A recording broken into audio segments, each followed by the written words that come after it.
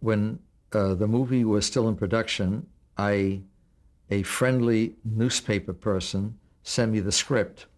I looked in the script and I found that it was nothing to do with me or actually what I knew to be true. I went to my lawyer and I told Roy Grutman, and I told him that I'd like to have him correspond with Robert Redford and tell him that I would be available gratis to tell him what went on, the truth. So if he's going to do a film, especially using my name and identifying me, at least talk to me first so I could tell him what actually went on. If he's not going to use my name, then he doesn't have to talk to me. A letter came back to my lawyer from Redford's lawyer saying, we know the law. That's all. They went ahead and made this film, and it was as controlled, as fabricated, as fixed, or much more so than the shows I produced, because they use real names.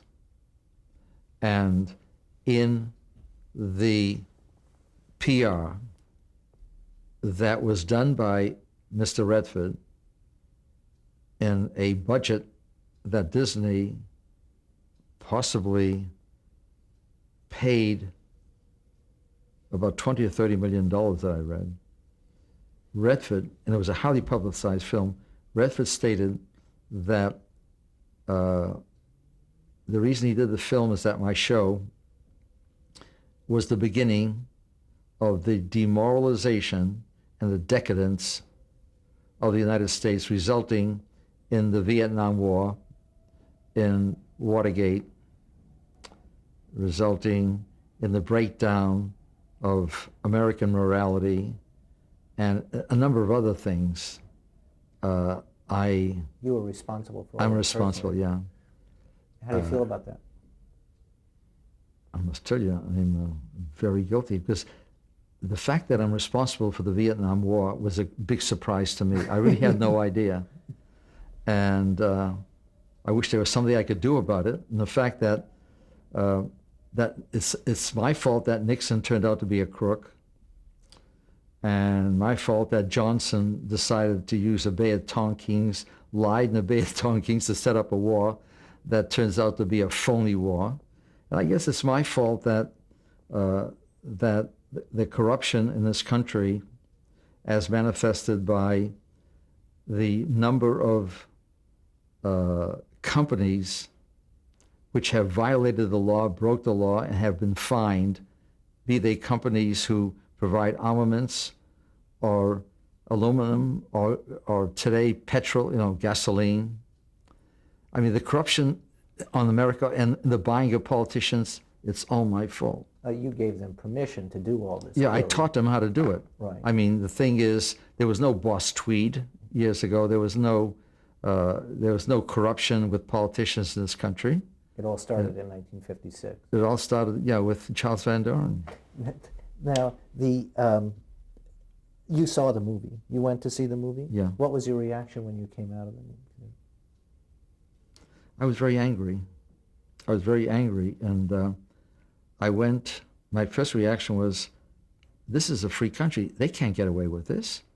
This is libel.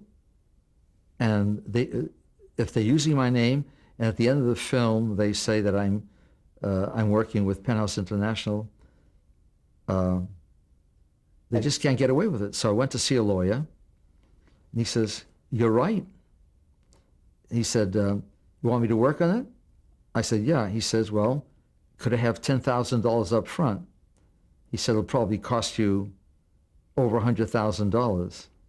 Then he said, but you have to know that you're dealing with a huge corporation, and even if they lost, which they probably would not, with their battery of lawyers, they would appeal it and they would bankrupt you.